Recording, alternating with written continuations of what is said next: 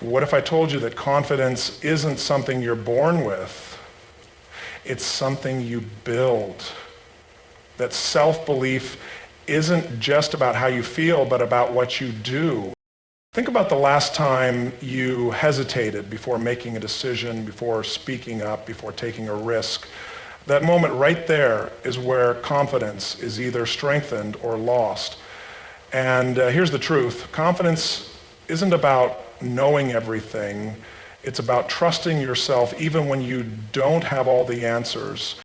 Today, let's break down the foundation of unshakable confidence and discover how self-belief isn't just a personal advantage, it's a responsibility. Confidence isn't about bravado, isn't about pretending to be something you're not or walking into a room with forced energy. True confidence, the kind that lasts, the kind that doesn't waver when things go wrong, comes from clarity. Clarity of purpose, clarity of values, clarity of vision. Think about the moments in your life when you felt truly confident. Chances are it wasn't when you were trying to impress someone. It wasn't when you were trying to be someone you thought the world wanted you to be. It was when you were aligned, when you knew deep down why you were doing something. That's because confidence isn't about external validation, it's about internal certainty. We often mistake confidence for arrogance, but arrogance is hollow. It's loud because it's trying to cover up insecurity. Confidence, real confidence, is quiet. It's not about having all the answers. It's about knowing why you're seeking them. The strongest people in any room are the ones who are clear on their purpose, their direction, and their values. They don't need to prove anything to anyone because they've already decided what matters. Clarity isn't just a mindset, it's a foundation. When we lack clarity, we hesitate, we second-guess ourselves, we look to others for approval, and in doing so, we hand over control of our confidence to people who may not even understand our vision. Without clarity, we're constantly adjusting to fit the expectations of the world around us. But when we have clarity, when we understand who we are and what we stand for, we move differently. We don't need permission to take action because we've already given ourselves the green light. Clarity also protects us. When challenges come, and they always do, it's easy to let doubt creep in. It's easy to wonder if we're good enough, smart enough, or experienced enough. But when we have clarity, we don't measure ourselves against temporary setbacks. We measure ourselves against our mission. And that changes everything. Because setbacks don't mean failure, they mean learning. Rejection doesn't mean we're not capable. It means we're being redirected. And fear doesn't mean stop. It means we're stepping into something that matters. Clarity gives us the ability to filter out the noise. In a world full of distractions, full of opinions, full of people telling us what we should do, it's easy to get lost. It's easy to let doubt take over when we don't have a clear direction. But when we do, the noise fades into the background. We stop chasing every new trend, every new opportunity that doesn't align with our purpose. We stop worrying about whether people will approve of our choices. Instead, we start making decisions from a place of strength, not uncertainty. The most confident people aren't always the loudest. They're the ones who walk with conviction, the ones who don't need to prove themselves because their clarity speaks for itself. Confidence isn't just a mindset, it's chemistry. It's not some abstract concept that only a few lucky people are born with. It's a physiological process that happens in your brain and body. And once you understand how it works, you can train yourself to build confidence deliberately, just like you would train a muscle. At the core of self-belief is the brain's reward system. Every time you take an action, no matter how small, your brain is scanning for results. If the outcome is positive, your brain releases dopamine, a neurotransmitter that makes you feel good. It's the same chemical that's released when you achieve a goal, when you receive praise, or when you accomplish something challenging. This dopamine hit reinforces the action, making you more likely to do it again. In other words, confidence isn't something you think your way into, it's something you earn through repeated experience. But the opposite is also true. When we hesitate, when we doubt ourselves, when we tell ourselves that we're not good enough, our brain picks up on that too. Instead of releasing dopamine, it triggers stress hormones like cortisol, which make us feel anxious and hesitant. Over time, this creates a cycle. The more we hesitate, the more our brain associates action with fear, and the harder it becomes to move forward. This is why confidence isn't just about positive thinking, it's about taking action despite uncertainty. And then there's the role of the amygdala, the part of the brain responsible for processing fear. When we face something unfamiliar, whether it's public speaking, a new job, or an unfamiliar challenge, our amygdala perceives it as a potential threat. It triggers a fight or flight response, making us feel nervous, uneasy, even paralyzed. This is where most people stop. They interpret fear as a sign that they're not ready, that they should wait until they feel more confident before they take action. But this is a biological trap. Confidence doesn't come first, action does. When we push through fear, when we take the step anyway, our brain learns that the perceived threat wasn't as dangerous as we thought. The amygdala becomes less reactive over time, making confidence easier to access in the future. Even our posture affects our biology. Studies have shown that standing tall, taking up space, and adopting power poses can increase testosterone, a hormone linked to confidence and assertiveness, and decrease cortisol, a hormone linked to stress and anxiety. The way we carry ourselves sends signals to our brain, influencing how we feel about ourselves. This means that confidence isn't just about what's happening in your mind, it's about how you use your body. When you slouch, when you look down, when you shrink yourself, your brain interprets that as submission. But when you stand upright, when you breathe deeply, when you project strength, your brain follows suit. Neuroplasticity, the brain's ability to rewire itself, also plays a crucial role in self-belief. Every time you engage in a behavior, whether it's speaking up, taking risks, or showing up with conviction, you're strengthening neural pathways associated with confidence. Your brain is constantly adapting, forming new connections based on your experiences. This means that confidence isn't fixed. It's not something you either have or don't have. It's something you build through repetition. The more you engage in confident behaviors, the more automatic they become. The fascinating thing about the brain is that it doesn't distinguish between real and imagined experiences. This is why visualization is such a powerful tool. When you mentally rehearse success, when you see yourself succeeding in your mind, your brain activates the same neural circuits as if you were actually doing it. This primes your nervous system, making real-world execution feel more natural. Athletes, performers, and high achievers use this technique to train their minds before they step into high-pressure situations, but anyone can use it. By consistently visualizing yourself handling challenges with confidence, you're rewiring your brain to respond that way in real life. The biology of self-belief is clear. Confidence isn't something mystical, it's a process that can be cultivated, strengthened, and reinforced through action, experience, and even the way we carry ourselves. Fear and confidence are not opposites. They are part of the same cycle. Most people assume that confidence is the absence of fear, that those who are confident never experience self-doubt or hesitation.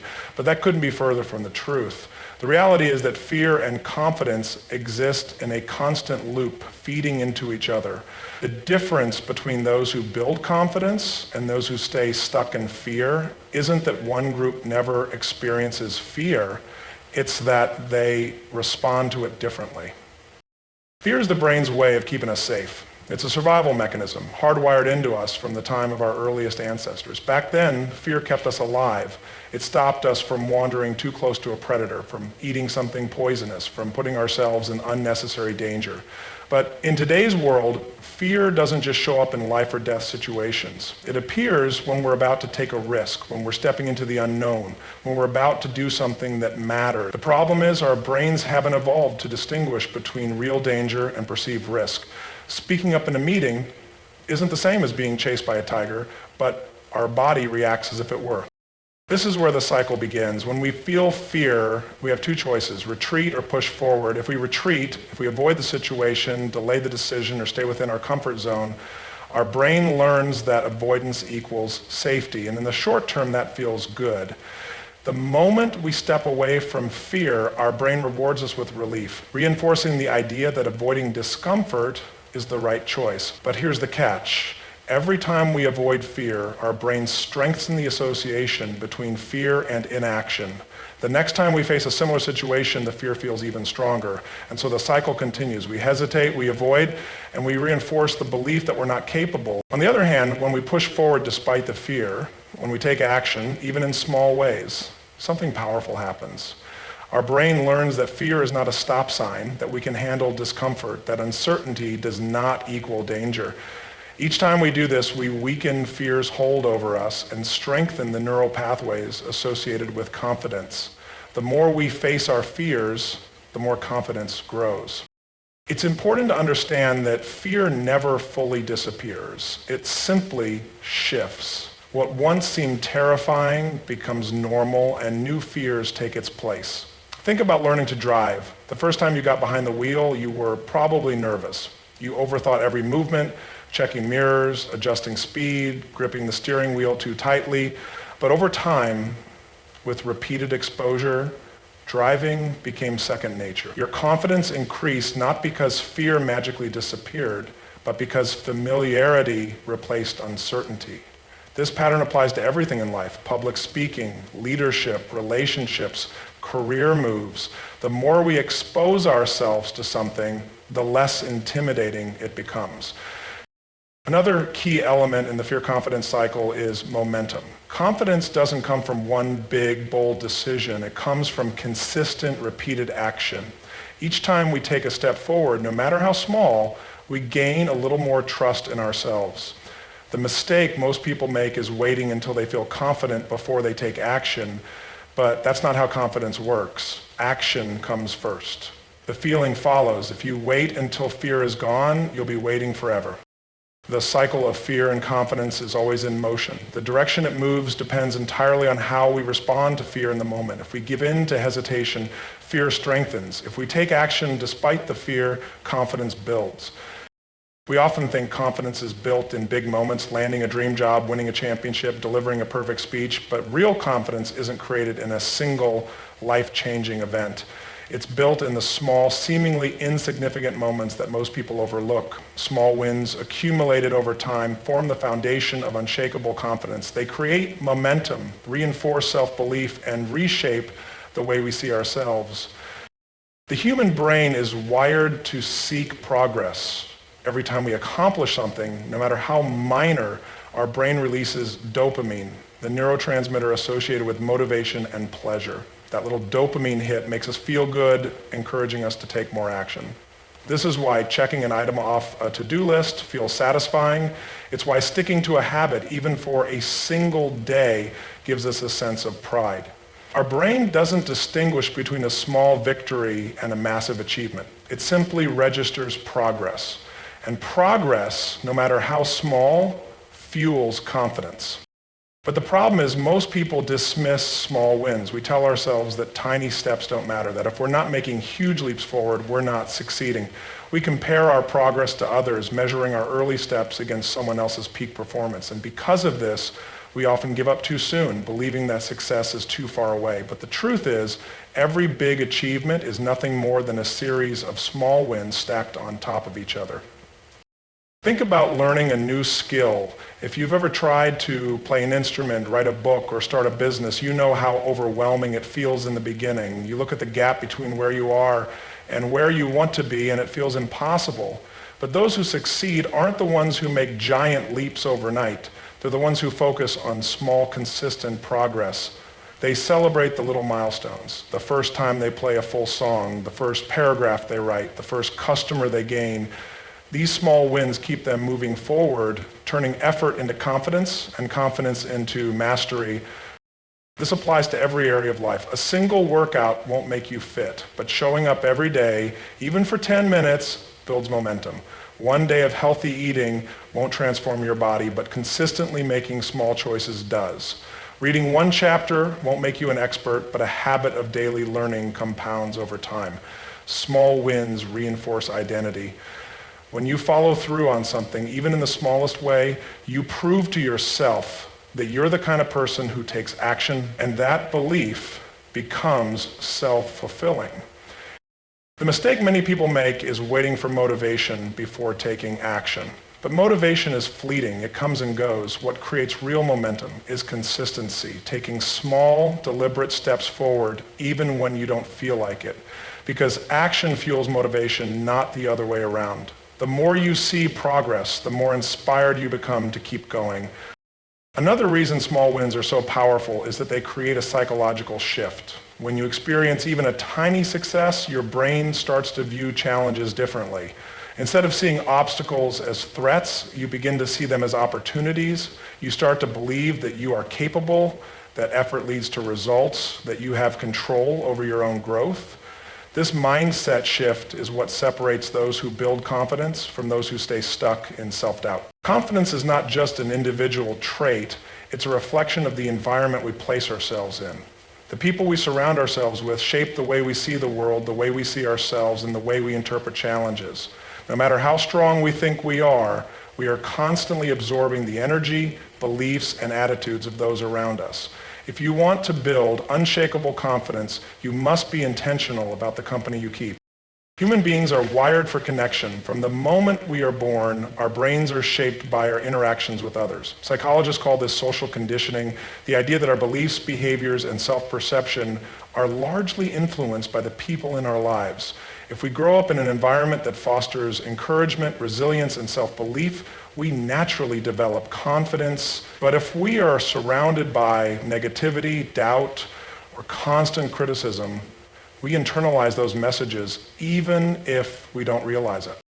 The people closest to us act as mirrors. If you spend time around those who doubt themselves, who constantly complain, who avoid taking risks, you will start to adopt those same patterns of thinking. You may not even notice it happening, but over time, their fears, insecurities, and limitations become your own. On the other hand, when you are surrounded by people who believe in themselves, who take action despite fear, who encourage growth, you begin to reflect those same qualities. Their confidence reinforces your own. This is why successful people are so intentional about who they allow into their inner circle. They understand that their environment directly impacts their mindset. If they want to think bigger, take bolder risks, and push past self-doubt, they need to be around those who do the same. They don't spend time with people who constantly reinforce limitations. They choose to be in spaces where growth is the standard, where self-belief is nurtured, and where confidence is a shared value. It's not just about avoiding negative people. It's about actively seeking out those who elevate you. Think about the last time you spent time with someone who inspired you. Maybe it was a mentor, a coach, or even a friend who challenges you to be better. How did you feel after that interaction? Energized? Motivated? More certain of your own potential? That's the power of a strong environment. The right people don't just support you, they push you beyond what you thought was possible. The influence of those around us isn't just psychological, it's biological. Studies on mirror neurons show that our brains are wired to subconsciously mimic the behaviors and emotions of those we interact with. This is why laughter is contagious, why spending time with highly disciplined people makes us more disciplined, and why being around confident individuals helps us feel more confident. Our brains naturally adapt to the dominant energy in our environment. If you want to build unshakable confidence, you need to ensure that the energy around you reinforces that belief. Even small interactions can have a significant impact. A single conversation can either lift you up or drain you. A single piece of advice can either propel you forward or plant seeds of doubt. This is why you must be intentional about the voices you allow to shape your thinking. Not everyone deserves a seat at your table. Not everyone should have access to your mind. Protecting your confidence means filtering out influences that do not serve your growth. Sometimes the biggest challenge isn't removing negative influences, it's outgrowing them. When you start to build confidence, when you begin to take risks and step outside your comfort zone, not everyone will support you. Some people will try to hold you back, not because they don't care about you, but because your growth challenges their own comfort. When you rise, it forces them to confront the fact that they too have the potential to grow. And not everyone is ready for that realization. This is where the difficult decisions come in. If you truly want to build confidence, you have to be willing to let go of relationships that no longer align with your vision. This doesn't mean cutting people off in a dramatic way. It simply means choosing to invest more time and energy in relationships that reinforce your growth rather than limit it. It means recognizing that some people are meant to be in your past, not your future. At the same time, surrounding yourself with the right people doesn't just mean finding those who praise you. Confidence isn't built in an echo chamber. True confidence comes from being around those who challenge you to be better. The right people don't just tell you what you want to hear, they tell you what you need to hear. They hold you accountable. They push you to take action when you hesitate. They call you out when you make excuses. They remind you of your potential when you start to doubt yourself. Every relationship either adds to your confidence or takes away from it. There is no neutral ground. This is why high performers, leaders, and those with unshakable confidence are intentional about building a support system that reflects the mindset they want to cultivate. They understand that confidence is not just an individual pursuit. It is a byproduct of the environment we choose to create. Confidence is often misunderstood as something personal, something that benefits only the individual who has it. But real confidence isn't just about you. It's about the people around you. It's about the impact you make, the way you show up, and the example you set. Confidence, when cultivated the right way, is not selfish. It is an act of service. When you are confident, you give others permission to be confident too. Human beings are wired to look for cues from those around them.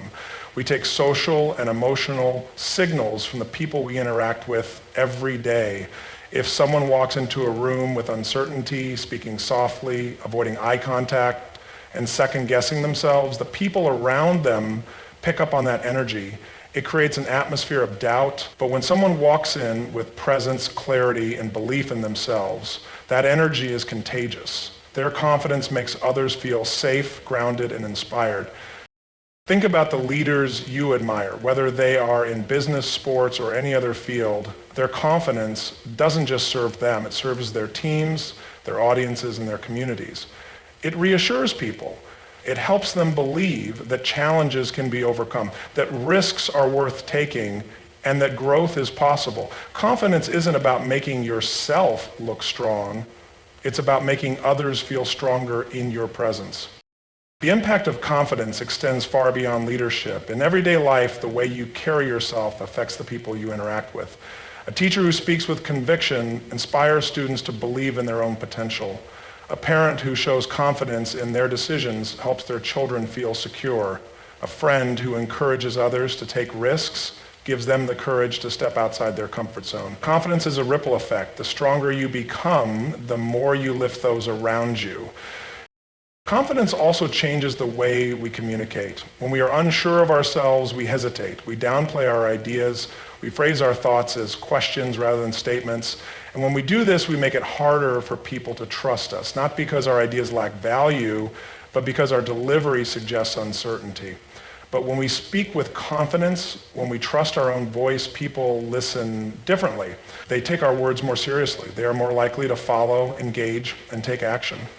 Confidence allows us to advocate for others. When we lack confidence, we hesitate to speak up, not just for ourselves, but for those who need us. We hold back in meetings instead of backing up a colleague's idea. We avoid difficult conversations instead of addressing problems that affect the group. But when we are confident, we step into those moments with courage. We create space for others to shine. We use our voice to empower those who may not yet have found theirs. Perhaps one of the most important ways confidence serves others is by setting an example. People do not learn confidence from words alone. They learn it by watching others embody it. When someone sees a friend take a bold step toward their dreams, it makes them wonder if they can do the same. When a team watches their leader handle challenges with poise, it teaches them how to navigate uncertainty. When a child sees a parent pursue their goals with conviction, it instills the belief that they too can chase their own aspirations. Confidence is also an act of generosity. It creates space for collaboration instead of competition. People who lack confidence often feel the need to prove themselves, to be the loudest voice in the room, or to seek validation through external approval. But true confidence is secure. It does not need to dominate, control, or outshine others. Instead, it uplifts. It shares knowledge freely. It encourages growth in others without feeling threatened. The most confident people are the ones who celebrate other success, who mentor without ego, who empower without expectation of return. Service requires confidence, the ability to make an impact, to stand up for what matters, to bring value to the world. All of it depends on the willingness to take action without waiting for permission. When we hesitate, when we let self-doubt hold us back, we rob others of the gifts we could offer. Confidence is not about arrogance or self-importance. It is about recognizing that you have something valuable to give and having the courage to share it. Every time you choose confidence, you are not just changing your own life, you are changing the lives of those around you. Confidence is not something we are born with, it is something we build. It starts with clarity, grows through action, and is reinforced by the people we surround ourselves with. It is shaped by biology, strengthened by small wins, and tested in the face of fear. And most importantly, confidence is not just for us, it is a service to others. When we choose to believe in ourselves, we create a ripple effect, inspiring those around us to do the same. The world doesn't just need more confident individuals, it needs more people willing to step forward, take action, and lead with conviction.